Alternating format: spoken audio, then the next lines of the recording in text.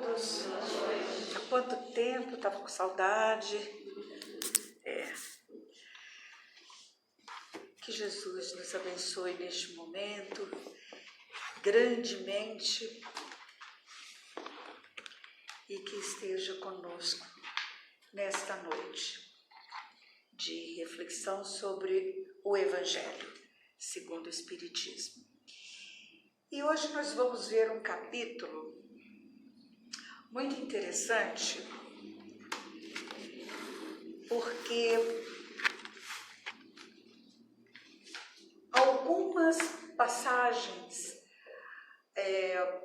eu lembro de ter lido essas passagens quando eu era bem jovem, e eu achava que tinha alguma coisa assim de maluco, que eu não entendia.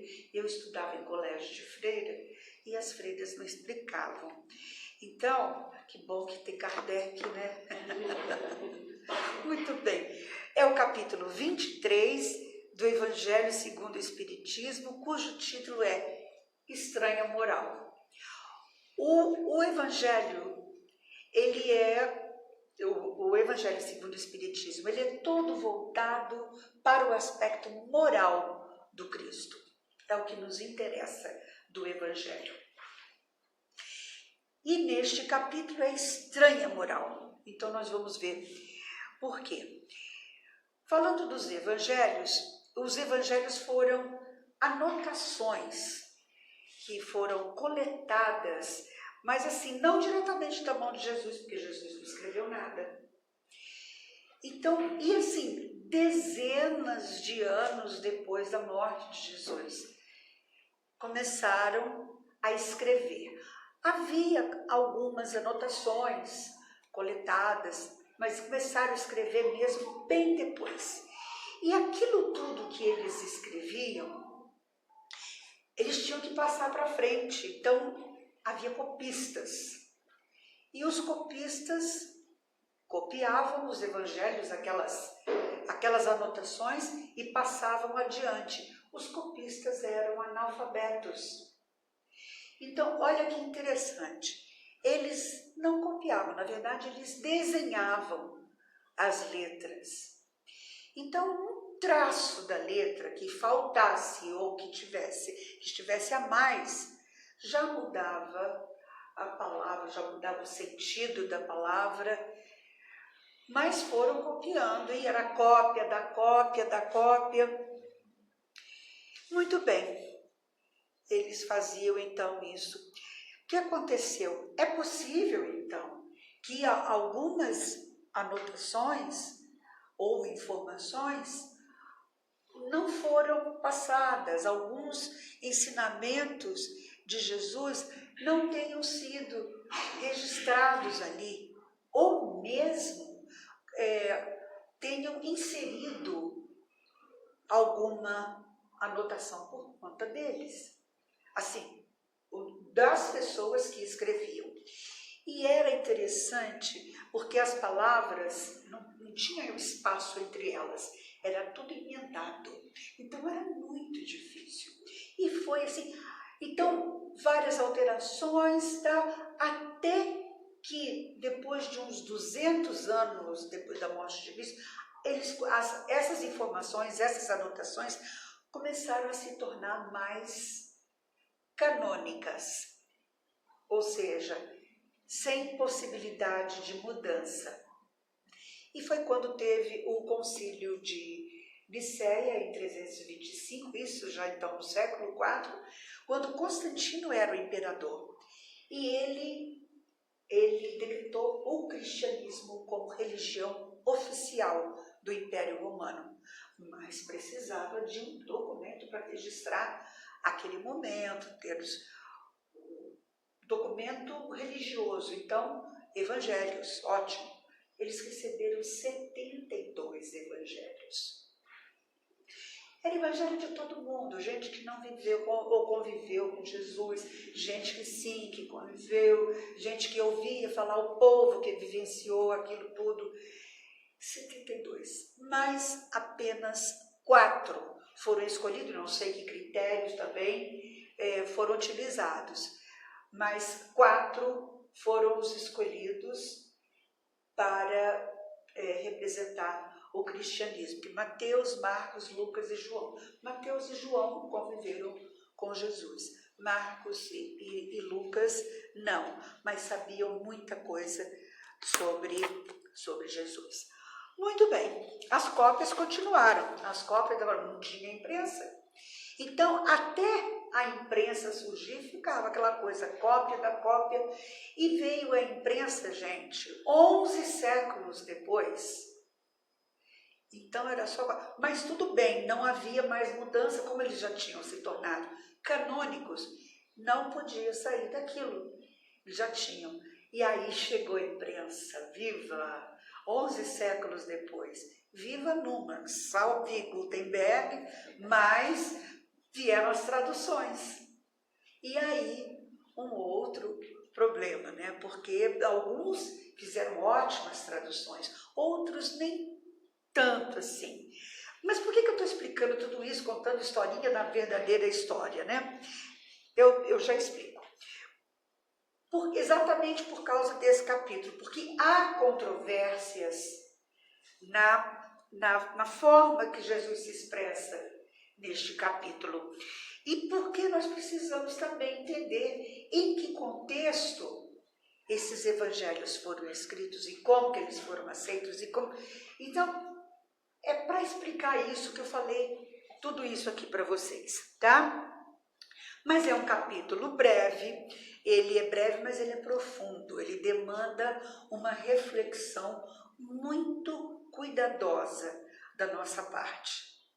Exatamente porque Jesus fala sobre odiar pai e mãe, abandonar a família, deixar aos mortos enterrar os seus próprios mortos e não vir trazer a paz, mas a divisão.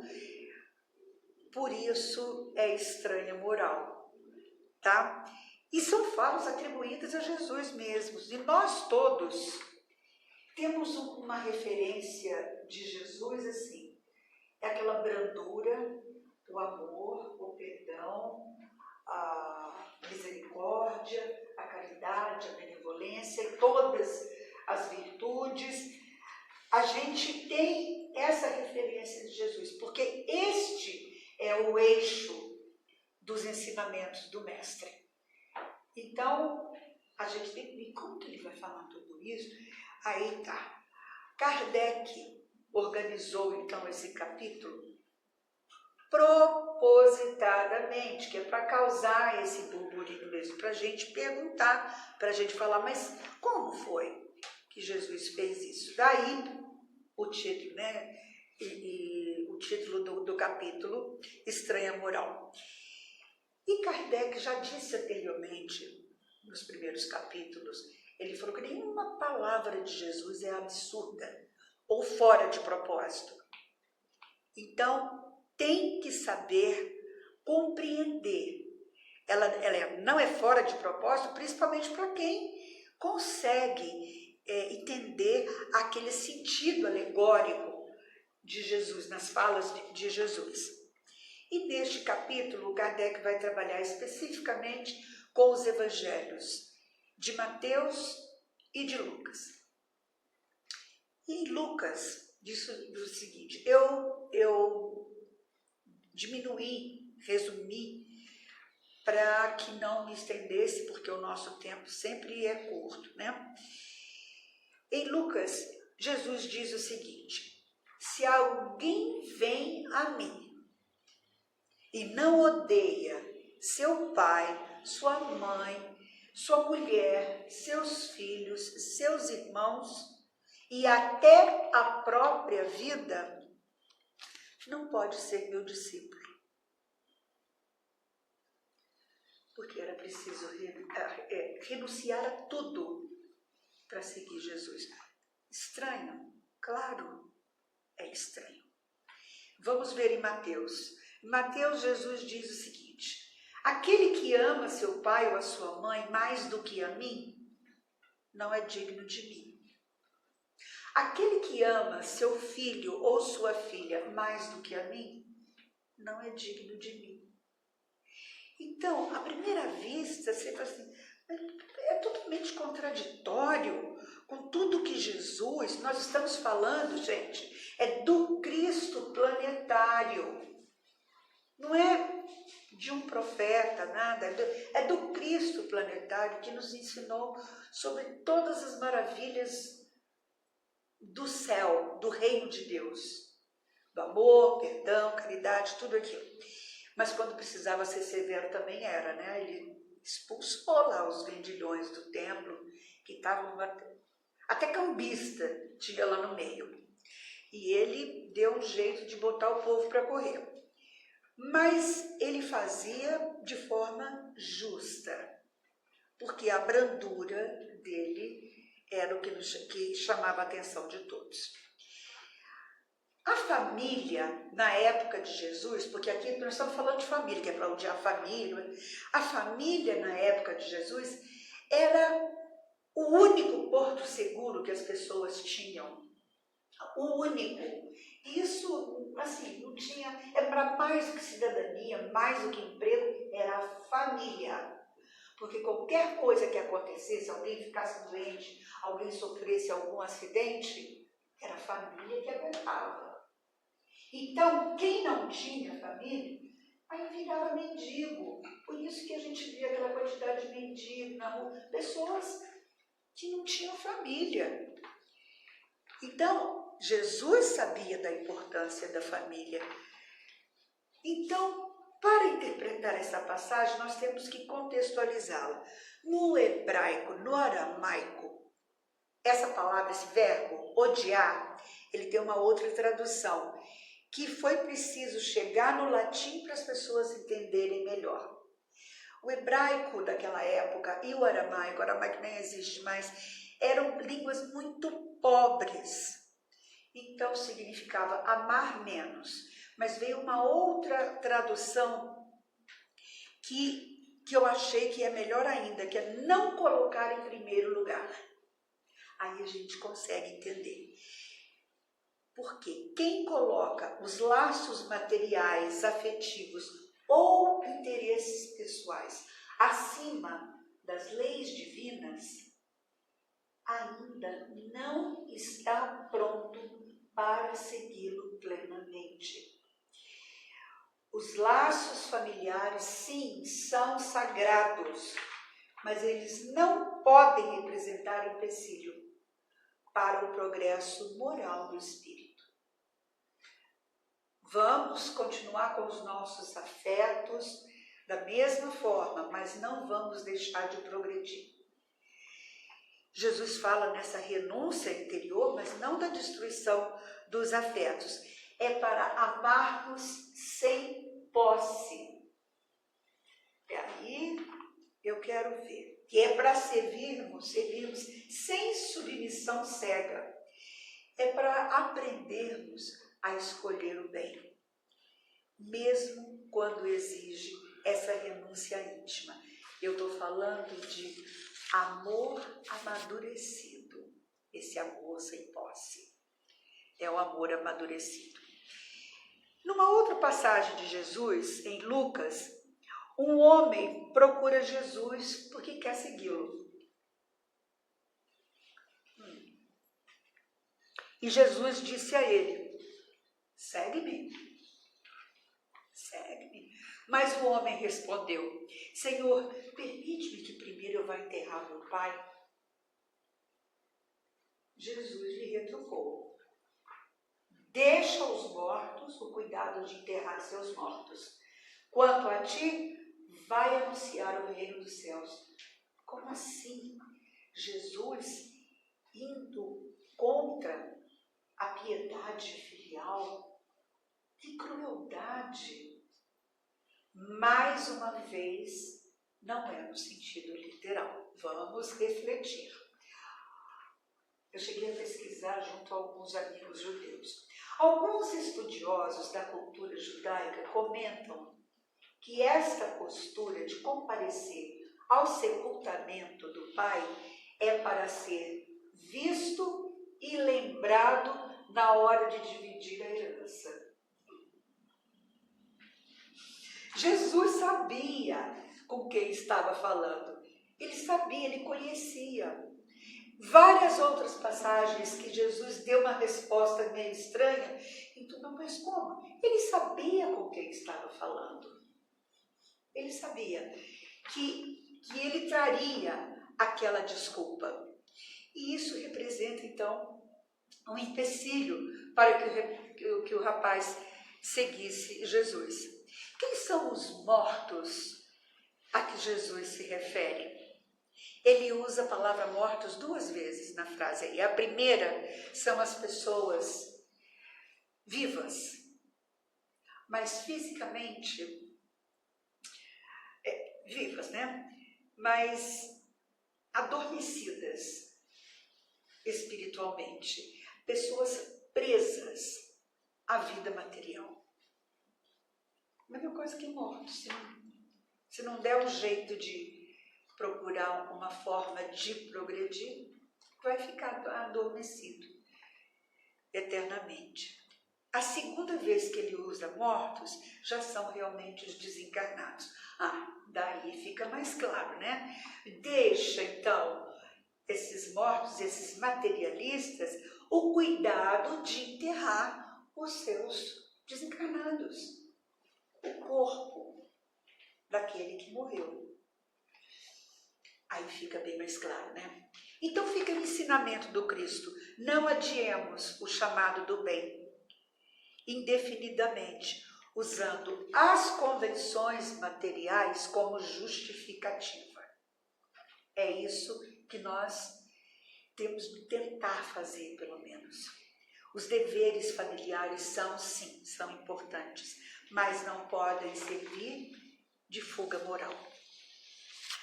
O progresso espiritual pede decisão e prioridade interior.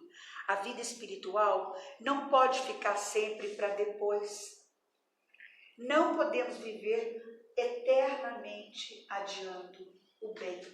E a gente faz isso, né? O convite de Cristo é esse: vem agora, não amanhã, não depois.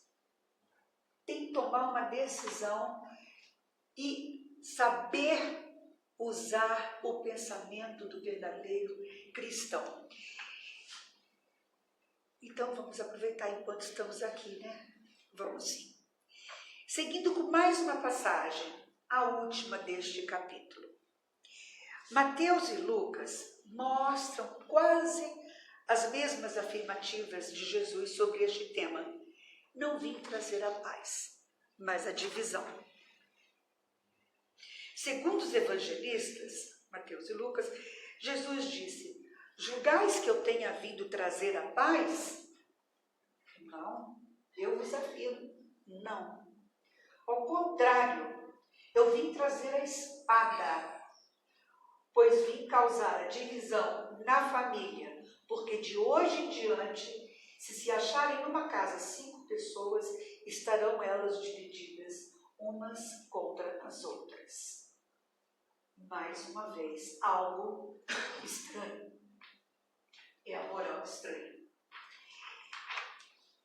Então, se a gente for também analisar ao pé da letra, parece que Jesus está nos convocando para uma guerra, nos convocando para dissolver a família, para o caos. Mais uma vez, não é nada disso. Ainda mais ele, né, que era chamado e conhecido como o príncipe da paz. Então é muito contraditório. Vamos refletir. Jesus jamais pregou guerra, ódio, violência ou qualquer coisa parecida. Jamais. Muito menos estava falando de uma guerra no mundo. Sabe que guerra é essa? É a guerra interna.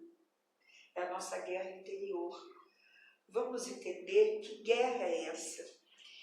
Porque ele também sabia, né, que seus ensinamentos não seriam estabelecidos facilmente. Ele falava de uma forma, né, cujo pensamento era revolucionário. E isso incomodava demais os poderosos. Ele veio sim instalar o combate da redenção sobre a terra. Mas ele trouxe a espada renovadora, e é uma espada simbólica, da guerra contra o mal, não contra a paz. Lembremos do Evangelho de João, não está aqui nesse capítulo, mas nós conhecemos, quando ele diz: dou-vos a paz, deixo-vos a minha paz, mas não vou-la dou, ou não vou dar a vocês a mesma paz, como o mundo a dá. Ele estava falando da paz de Deus, do reino dos céus. Ele estava falando da luta bendita, e não da paz dos homens, a paz do mundo, aquela coisa de pé na areia, água de coco, mata. Não é isso. Isso são momentos de paz que nós temos. A paz tem que ser conquistada, essa paz divina, essa paz verdadeira, ela tem que ser conquistada. E tem um outro elemento aí da espada, né? Que espada que nós estamos falando? Que divisão é esta a que Jesus se refere? Essa espada simbólica seria para separar a mentira da verdade, o bem do mal, a guerra da paz, o fanatismo da fé esclarecida. Para isso essa espada veio. E outra coisa, ela veio para ser um instrumento nosso, para nós utilizarmos para acabar com as nossas ilusões, com as nossas imperfeições, com tudo que a gente tem que cortar de ruim em nós para progredirmos, para evoluirmos. Então, cuidemos dessa espada com muito carinho, porque ela será o nosso instrumento. E o mestre então fala o tempo todo dessa reforma íntima que todos nós precisamos fazer. E é uma luta que precisamos travar diariamente contra nós mesmos. E o ser humano precisa iniciar a batalha do aperfeiçoamento em si mesmo, utilizando a espada simbólica do conhecimento interior. Conhece-te a ti mesmo. Lembra? Muito bem. E dá trabalho, né, gente? Fazer essa cirurgia moral não é fácil. Vocês se lembram como vocês eram 20, 30 anos atrás? Claro, se tiverem mais que isso. Então, como nós já mudamos, quanta coisa nós já pensamos de forma diferente. Regina, você gostaria de ter? Eu não, porque eu não posso voltar a 30 anos com a cabeça que eu tenho. Para ter a cabeça que eu tenho que ter essa idade que eu tenho. Pronto. Que pena que eu não aprendi antes, mas tudo é na hora certa. Tudo é na hora certa. Então, nós vamos aprendendo aí a combater essas imperfeições. Joana de Ângeles, em seu livro, que foi psicografado pelo Divaldo, Jesus e o Evangelho, à luz da psicologia profunda, no capítulo 30, intitulado A Espada e a Paz, ela comenta sobre essa passagem do Evangelho. E em sua interpretação, ela fala sobre essa batalha no nosso íntimo. Quando passamos a ter o pensamento cristão, é uma revolução que tem dentro de nós. Porque é uma revolução entre os antigos e os novos conceitos. Nós temos, todos nós temos. Não é fácil para ninguém. Nós aprendemos de um jeito e de repente não é daquele jeito. E para mudar o conceito, leva um tempo. É isso mesmo. A espada precisa ferir fortemente, profundamente a ignorância, o orgulho, os preconceitos de cada novo adepto do Cristo. Ela não vai impor laços consanguíneos. Ela vai estabelecer como fundamental a fraternidade universal. É isso que essa espada vai fazer. É muito lindo. É muito lindo. Ela vem para melhorar. Então, quando a gente se sente assim naquela turbulência, não nos espantemos se nosso combate nos parecer maior, mais doloroso, mais penoso, à medida que estudamos, né, os ensinamentos e vamos despertando assim a nossa consciência. Quando isso acontece, é sinal de que estamos conseguindo evoluir, já estamos no caminho certo. Mas, Regina, peraí, eu tenho que sofrer, passar por essas penas todas? Bom, quem não sofre aqui não está nesse mundo. Porque todo mundo passa por determinadas situações desafiadoras. Todos os dias. Nem hoje, nem amanhã, todo dia tem um BO, né, para a gente resolver. Por quê? Porque a paz de Jesus é a paz de movimento, é a paz da luta bendita. Não é paz de acomodação nem de ociosidade. Sabe aquela coisa de deixa como está? Não, não deixa como está. Onde o Evangelho se estabelece, ninguém tira. E olha que já tentaram muitas vezes, né? Quantas perseguições, decapitações, crucificações, feras, gladiadores e fogueiras, né? Mas o Evangelho permanece. Terminando, então, eu convido, quer dizer, na verdade é Jesus que está convidando, travemos nossas batalhas diárias, mas com o pensamento de um verdadeiro cristão. Que Jesus nos envolva na sua paz, mas na paz, não na paz do mundo, mas na paz de Deus, aquela paz de luta bendita.